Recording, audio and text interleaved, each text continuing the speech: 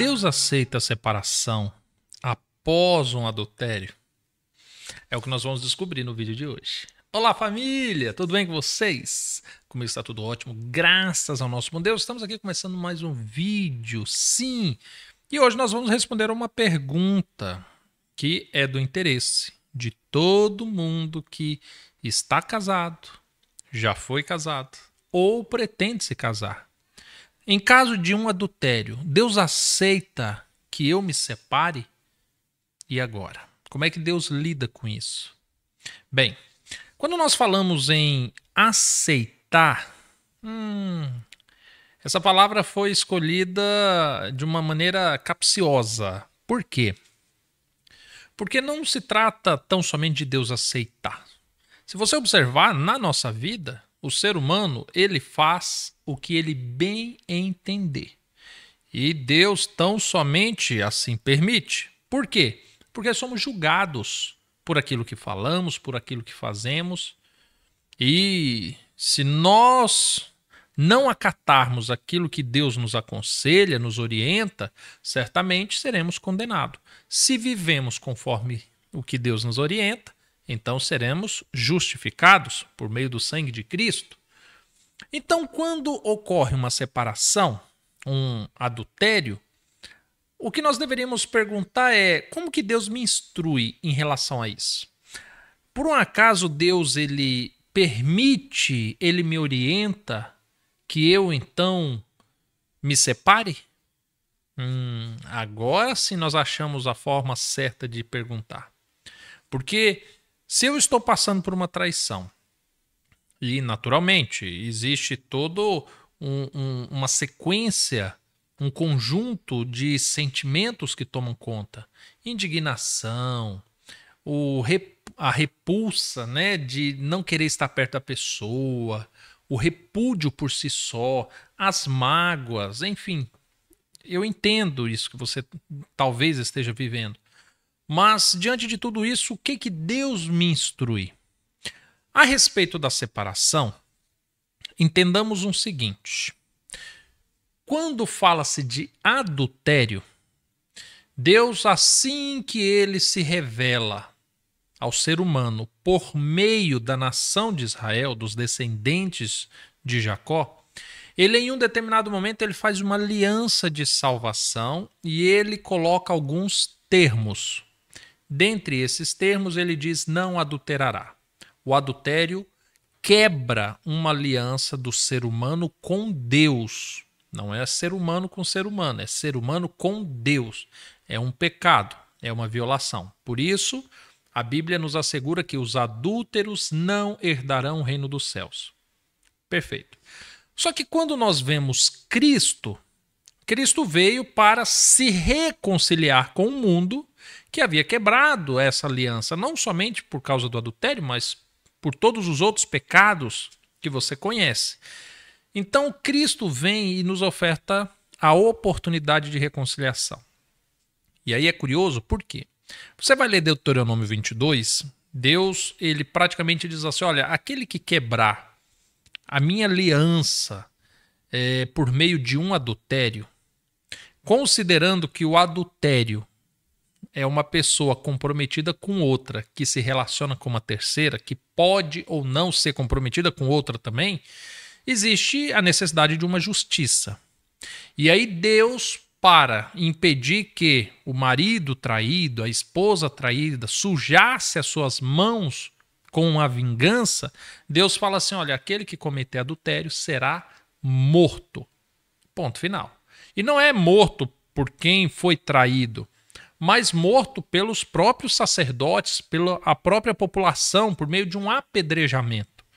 Então Deus instituiu isso.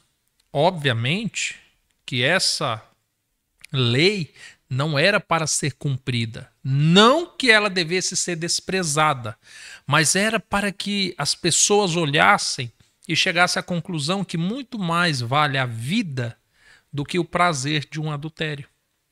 E então isso foi sendo levado até os dias de Cristo.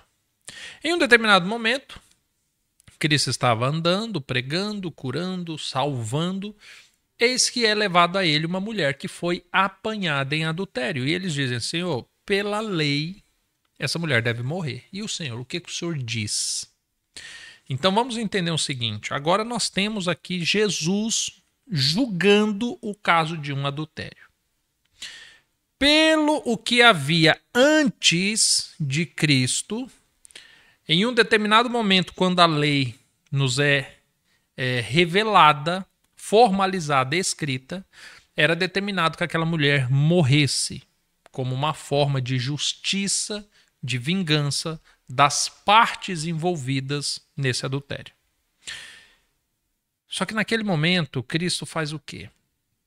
Cristo começa a escrever na terra e a Bíblia diz que ele vai escrevendo e ele vai revelando os pecados de cada um que estava ali, a começar pelos mais velhos até os mais novos. Basicamente, Jesus ele fez o seguinte, ele falou assim, olha, eu estou parafraseando, tá? Jesus praticamente diz assim, olha, por muito tempo foi permitido que vocês julgassem a vós mesmos.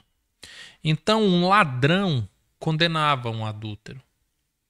Um idólatra condenava uma pessoa que cobiçava. Um blasfemo condenava um mentiroso. E chegou um momento que Cristo falou assim, olha, agora vamos fazer o seguinte, já que eu vim para me reconciliar com o mundo, para refazer uma nova aliança, aquele que não tiver pecado, atire a primeira pedra. Ah, que coisa fantástica. Porque nesse momento as pessoas foram se retirando. E chegou-se à conclusão que não havia um justo sequer para condenar aquela mulher adúltera. Aí agora nós vamos atualizar isso para os dias de hoje. Você é casado e o seu marido ou sua esposa cometeu um adultério. Perfeito. De repente você vê na separação como uma forma de punir. As igrejas, inclusive muitas, elas dizem o seguinte, que olha, a pessoa que traiu nunca mais poderá congregar, poderá ter um cargo, ser membro, se casar de novo, mas a parte que é vítima, essa poderá se casar, seguir sua vida. E é um processo de punição. E aí, nos dias de hoje, o princípio é o mesmo. Porque agora Jesus pega e fala assim, tudo bem, você quer punir o pecado do adultério. Ok, eu entendi. Mas por um acaso você é sem pecado nenhum? Porque em um outro momento o Cristo falou assim, olha, se você tiver algum pecado, um que seja, você vai pedir perdão a Deus. E Deus vai te perdoar na medida que você perdoa quem tem pecado contra ti. Certo, então quer dizer que o adultério você não perdoa. Mas aí você vai pedir perdão a Deus pela mentira, pela língua, pelo seu olhar altivo. Você vai pedir perdão a Deus pela sua cobiça, pela raiva, pelo roubo, por tantas coisas. E aí como que você vai obter o perdão de Deus sobre o teu pecado? Se você está tacando pedras na outra pessoa. Jesus, quando lidou com os fariseus que assim faziam, ele disse assim, mas são hipócritas. Então quer dizer que você condena aquele que cometeu adultério e você rouba, você mata, você comete atrocidades e agora o outro não merece perdão. E quando eu digo o outro, não é o seu inimigo. Porque Jesus falou sobre como nós devemos proceder com o inimigo, como nós devemos proceder com aquele que nos perseguem, que nos caluniam. E quanto mais com aquele que é uma só carne comigo. Ainda mais com aquele que fez um compromisso vitalício comigo. E aí é curioso porque muitas das vezes a pessoa comete o adultério e pecou. E o outro vai lá e comete o pecado pior ainda. Porque despreza, não perdoa, maltrata e vai lá e se casa com outra pessoa. Aí você lê Mateus 19, E você vai ver que Jesus fala que aquele que foi abandonado, repudiado, se ele venha se envolver com outra pessoa, vai cometer adultério também. E aí, diante disso, o nosso proceder é justamente conforme a Bíblia nos ensina: perdoando, sendo misericordioso e confiando que Deus fará a justiça sobre todas as coisas. E mais, o adultério, por ser algo que atinge o ser humano desde o seu início, Deus lida com o adultério de uma maneira diferente. Paulo, quando ele escreve sobre isso, ele diz assim que o adultério é um dos únicos pecados que o ser humano não comete fora do corpo. É um pecado que ele comete contra Deus, contra o próprio corpo, que é templo do Espírito Santo. Ou seja, o adultério é um pecado que Deus toma para si.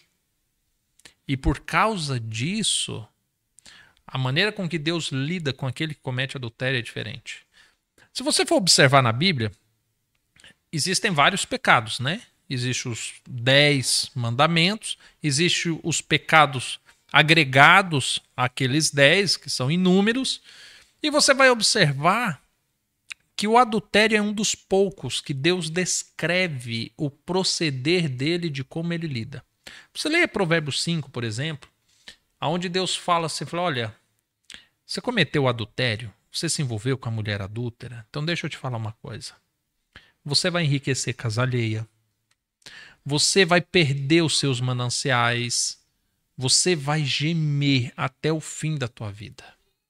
De repente você vai observando que esse é um pecado que Deus descreve um tratamento diferente com aquele que comete esse pecado. Então, nós, enquanto seres humanos, tudo que nós temos a fazer é clamar pela misericórdia do Senhor e perdoar, porque é a parte que nos cabe. A nós não cabe justiça, não cabe vingança, cabe apenas perdoar, porque eu tenho que perdoar um adultério. E quantas coisas Deus tem que me perdoar. Agora, se eu não quiser olhar para Cristo e ver Cristo escrevendo na areia os meus pecados, certamente é bom que eu seja bom de mira para acertar a pedrada na cabeça de quem cometeu o adultério. Porque assim, pelo menos, eu vou achar que eu fiz justiça, né? Até aquele dia. Porque se Cristo chegar e falar assim, pois é, ó, diante de alguém que cometeu um pecado, você julgou que a pedrada era o caminho. Pois bem, você também tem pecados não perdoados. Então, firma o pescoço, que lá vem pedra na sua cabeça. E talvez não seja isso que você queira, né? Eu sei que é um processo difícil, complicado, doloroso, mas é o melhor caminho. É buscarmos perdoar, é buscarmos a reconciliação, é buscarmos o perdão. Eu espero que Deus te ajude, eu espero ter respondido essa pergunta e eu parti de um princípio que é a estrutura de tudo na Bíblia. Talvez se você quiser pegar um texto fora do contexto, uma vírgula, mas isso, mas aquilo, mas é certo, é justo, tudo bem, eu respeito e estou aqui para dialogar com você, para estudar a Bíblia contigo. Mas dentro dos princípios que norteiam Deus, sobre o propósito de Deus de sempre salvar, e sobre os exemplos práticos que a Bíblia deixou. E aí, diante disso, eu até convido você, leia 1 Coríntios 7, quando Paulo ele escreve assim, olha, mando não eu, mas o Senhor, que a mulher não se separe do seu marido e que o marido não deixe a sua mulher. É um mandamento de Deus que vocês não se separem sob hipótese alguma.